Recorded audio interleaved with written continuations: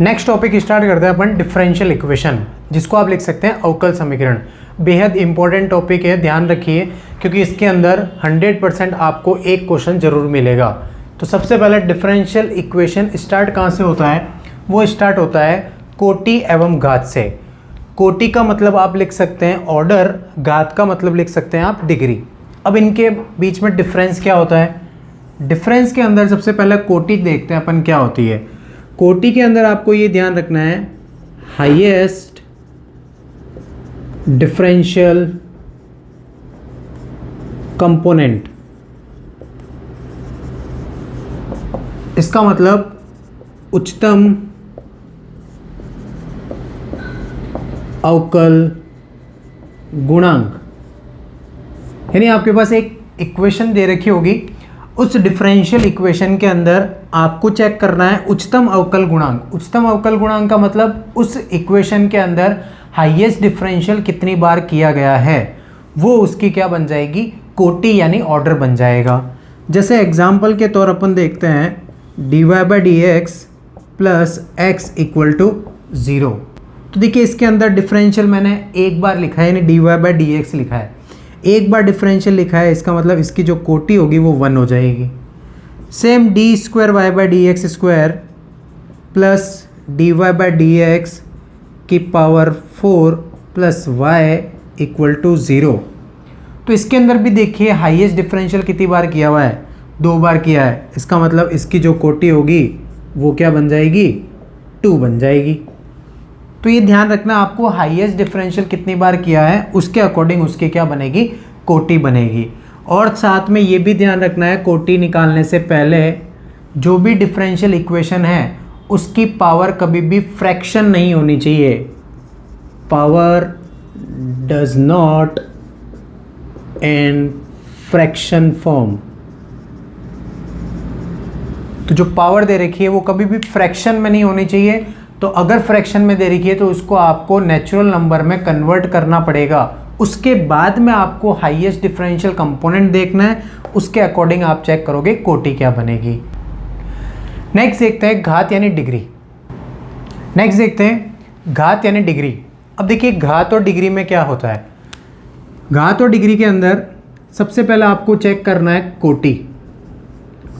जो भी आपके पास कोटि यानी डिफरेंशियल कंपोनेंट दे रखा है, उस डिफरेंशियल कंपोनेंट की जो हाईएस्ट पावर है वो हमेशा क्या बनेगी? घात बनेगी, यानी डिग्री बनेगी। जैसे मैंने लिख दिया d²y/dx स्क्वायर प्लस dy/dx का whole square plus 3 equal to 0। ये कंपोनेंट लिखा है मैंने पूरी इक्वेशन। तो देखिए इसके अंदर हाईएस्ट डिफरेंशियल सबसे पहले यानी कोटि, वो कोटि दे रखी है आपको। देखो यहाँ पर हाईएस्ट डिफरेंशियल 2 बार किया है, इसका मतलब कोटि इसकी कितनी हो जाएगी? 2। फिर घात चेक कैसे करना है? जो भी आपने कोटि चेक की है उसकी हाईएस्ट पावर कितनी दे रखी है? यहाँ पर 1 दे रखी है, यानी कोई भी पावर नहीं है तो 1 हो गया। इसका मतलब इसकी घात क्या बन जाएगी? 1 बन जाएगी। तो सिंपल है, सबसे पहले आपको कोटि चेक करनी होती है। जो भी कोटि दे रखी है उस कोटि की आपको हाईएस्ट पावर देखनी है, और वो हाईएस्ट पावर जो होगी वो उसकी क्या बनेगी? घात और डिग्री बनेगी।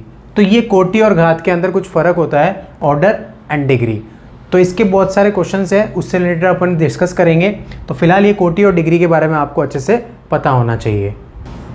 नेक्स्ट है डिफरेंशियल इक्वेशन आपको गिवन होती है, उस डिफरेंशियल इक्वेशन के अंदर सॉल्यूशन कैसे फाइंड करने होता है वो तरीका देखना है आपको। तो देखिए डिफरेंशियल इक्वेशन के अंदर सॉल्यूशन 2 तरीके के होते हैं। सबसे पहले एक होता है जनरल सॉल्यूशन और एक होता है पर्टिकुलर सॉल्यूशन। जनरल सॉल्यूशन को आप लिख सकते हैं व्यापक हल, एंड पर्टिकुलर सॉल्यूशन को आप लिख सकते हैं विशिष्ट हल। तो देखिए जनरल सॉल्यूशन एंड व्यापक हल क्या होता है? सपोज आपके पास कोई भी एक इक्वेशन दे रखी है dy/dx plus y equal to 0। ये इक्वेशन मान लिया आपने। अब मैं इसका क्या करता हूँ? सॉल्यूशन अगर फाइंड करता हूँ तो मान लिया इसका सॉल्यूशन यानी जो हल है वो आ गया मेरे पास y equal to mx plus c की फॉर्म में। ध्यान रखिए ये जो c लिखा है मैंने, इसको बोला जाता है स्वेच्छ अचर। स्वेच्छ अचर का मतलब आप लिख सकते हैं आर्बिट्रेरी कांस्टेंट।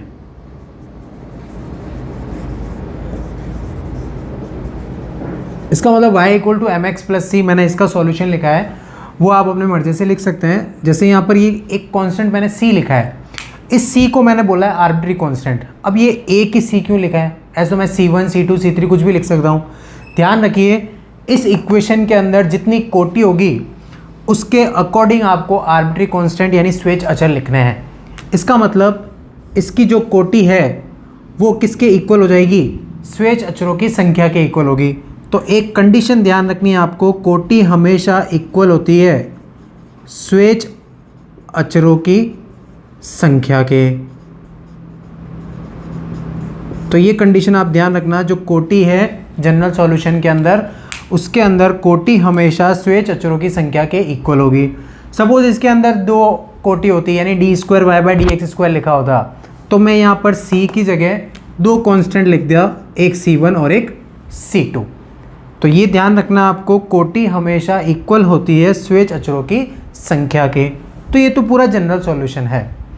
अब देखिए पर्टिकुलर सॉल्यूशन क्या होता है। पर्टिकुलर सॉल्यूशन के अंदर सपोज इक्वेशन दे रखी dy by D x plus Y equal to 0 और इसका मैंने सॉल्यूशन फाइंड कर दिया y equal to M x plus C. तो ये y equal to M x plus C अपन ने यहाँ तक तो किया ही था। इसका मतलब इसका ये सॉल्यूशन कौन सा सॉल्यूशन है, व्यापक हल है यानी जनरल सॉल्यूशन है। इसके बाद में आपको x की वैल्यू दे रखी होगी, x एंड y की वैल्यू आपको गिवन है। देखिए x एंड y की वैल्यू आपको यहाँ प्लेस करनी है जिससे मेरे पास c की वैल्यू आएगी यानी स्वेच्छ अचर की वैल्यू आएगी। अगर मैं x की जगह 0 y की वैल्यू 1 रखता हूँ तो c की वैल्यू क्या आएगी, 1 आ जाएगी।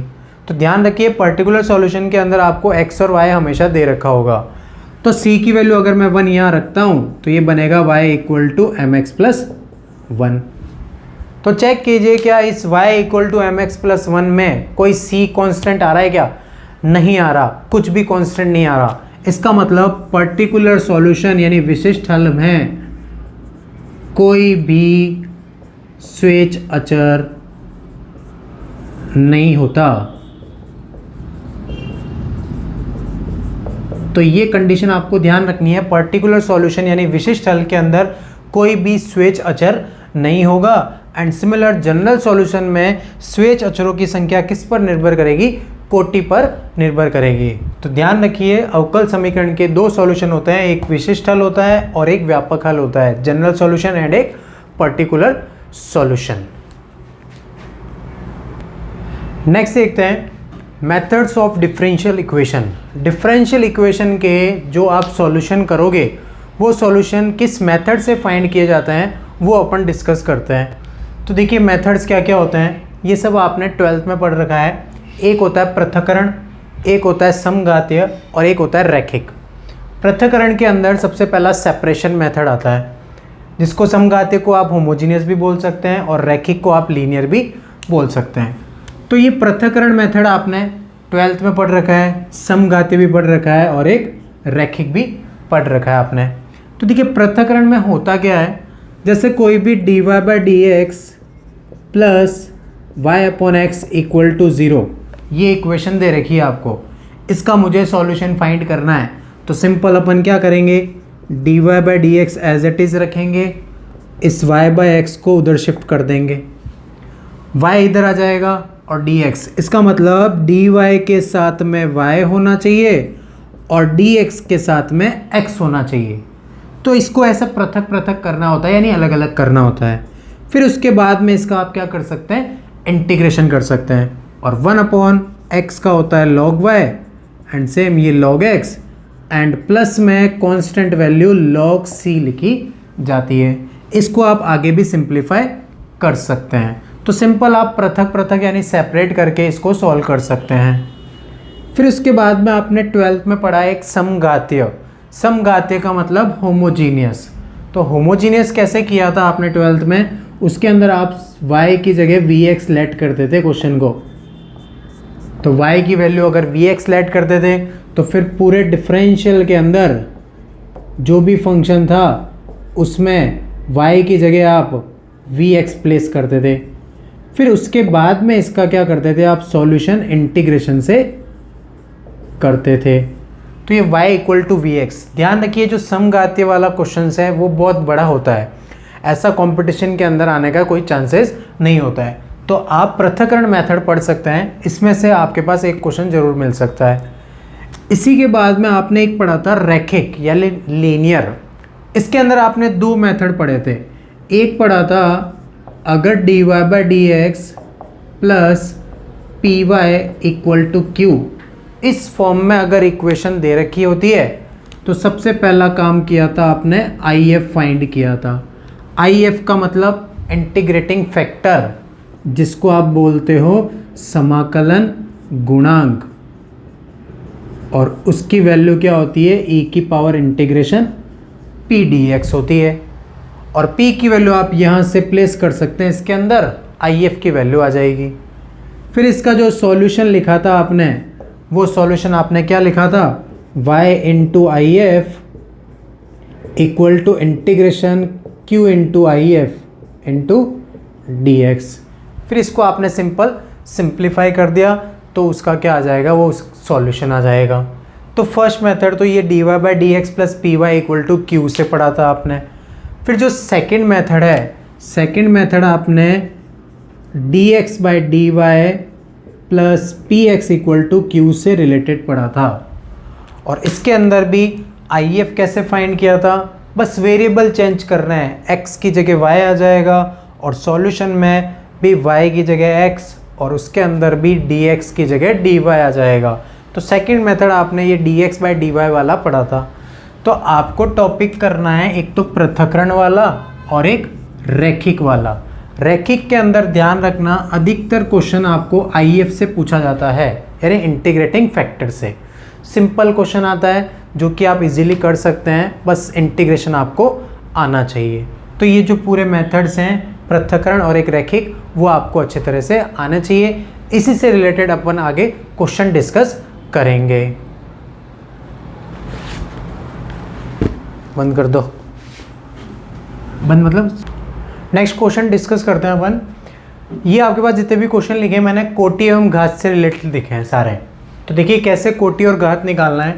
सबसे पहले फर्स्ट वाला जो क्वेश्चन है उसके अंदर कोटि चेक करते हैं। कोटि मैंने आपको बताया हाईएस्ट डिफरेंशियल कितनी बार किया है। इसमें हाईएस्ट डिफरेंशियल कितनी बार किया गया, देखिए आप हाईएस्ट डिफरेंशियल 3 बार किया है, तो इसकी जो कोटि हो जाएगी वो 3 हो जाएगी। एंड सिमिलर घात चेक करना है। घात कैसे चेक करना है, हाईएस्ट डिफरेंशियल जो दे रखा है उसकी हाईएस्ट पावर कितनी लिखी हुई है, 2 लिखी है, तो उसकी घात क्या हो जाएगी, 2 बन जाएगी। सिंपल है। जैसे ये देखते हैं आप, d square y by D x square equal to under root के बाहर ये 4 लिखा है। इसका मतलब क्या होता है, इसका मतलब होता है इसकी जो होल पावर है वो 1/4 है। जैसे मैं इसको अगर सिंप्लीफाई करता हूँ, d square y by D x square equal to y plus d y by D x का होल स्क्वायर की होल पावर 1/4, ये एक वैल्यू दे रखी है। तो करना क्या है आपको, सबसे पहला काम ये जो फ्रैक्शन की पावर है उसको रिड्यूस करना है। फ्रैक्शन की पावर को रिड्यूस कैसे करेंगे, यहाँ अगर 1/4 है तो मैं दोनों तरफ 4 से मल्टीप्लाई कर देता हूँ, तो देखिए ये रिड्यूस हो गया इससे। अब चेक क्या करेंगे अपन, कोटि और घात चेक करेंगे। कोटि का मतलब हाईएस्ट डिफरेंशियल कितनी बार किया है, 2 बार, तो ये 2 कोटि हो गई इसकी। घात चेक करनी है, इसी की हाईएस्ट पावर देखिए 4, तो ये इसकी घात हो गई 4। तो पहले आप क्वेश्चन के अंदर अच्छी तरह से देख सकते हैं कि उसके अंदर पावर फ्रैक्शन में है या नहीं है। अगर फ्रैक्शन में है तो उसको आप वापस नेचुरल नंबर में, यानी जो भी आपके पास प्राकृत संख्या है उसके रूप में कन्वर्ट करो। उसके बाद में चेक करो कोटि और घात क्या होगी। सेम इसके अंदर देखिए, अब देखिए इसके अंदर पावर कितनी दे रखी है, 3/2 दे रखी है। तो देखिए इसके डिवाइड में 2 है, तो मैं क्या करूँगा, 2 से मल्टीप्लाई, इसको भी 2 से मल्टीप्लाई कर दूंगा, या 2 से 2 कट जाएगा। अब चेक कीजिए कोटि कितनी है, हाईएस्ट डिफरेंशियल 2 बार किया है, और इसी की पावर अगर देखनी है 2, तो वो उसकी क्या बन गई, घात बन गई। फिर आगे देखते हैं, इसी के अंदर देखिए हाईएस्ट डिफरेंशियल कितनी बार है, 2 बार, तो कोटि हो गई 2। अब घात चेक करनी है। ध्यान रखिए जब भी आपके पास त्रिकोणमिति फलन यानी ट्रिग्नोमेट्री फंक्शन या फिर लॉगरिथमिक फंक्शन या फिर एक्सपोनेंशियल फंक्शन, इन सब के अंदर अगर डिफरेंशियल कंपोनेंट लिखा आ रहा है तो जो घात होगी वो क्या बनेगी? अपरिभाषित बनेगी। इसका मतलब नॉट डिफाइंड बनेगी। तो ये कंडीशन ध्यान रखनी है, trigonometry function, logarithmic function and exponential function के अंदर अगर डिफरेंशियल कंपोनेंट है तो उसके अंदर घात हमेशा अपरिभाषित होनी चाहिए। तो ये जितने भी क्वेश्चन है घात और कोटि से रिलेटेड मैंने आपको बताया, इसके अंदर सारे कवर हो चुके हैं, फ्रैक्शन वाला और एक अपरिभाषित वाला। बाकी और भी क्वेश्चन है वो आप ट्राई कर सकते हैं। नेक्स्ट क्वेश्चन देखते हैं, dy by D x equal to cos x upon 2 minus cos square x. इसका सॉल्यूशन फाइंड करना आपको। तो देखिए सबसे पहले dy by D x equal to cos x तो एज इट इज़ लिख दिया आपने, ये 2 माइनस कॉस स्क्वायर एक्स लिखा है। मैं इसको कुछ इस तरीके से ब्रेक कर देता हूँ, 1 plus 1 minus cos square x अलग, 1 माइनस कॉस स्क्वायर एक्स को क्या लिख सकते हैं आप? साइन स्क्वायर एक्स लिख सकते हैं। फिर सेपरेट कर दीजिए, डी एक्स उधर चला जाएगा, cos x upon 1 plus sine square x और ये डी एक्स। अब फाइनल क्या करेंगे इसका? इंटीग्रेशन, ये y आ जाएगा। देखिए साइन एक्स को t लेट कीजिए, ऊपर डिफरेंशियल है, इसका ये dt बन गया और अपॉन में 1 प्लस टी स्क्वायर बन गया।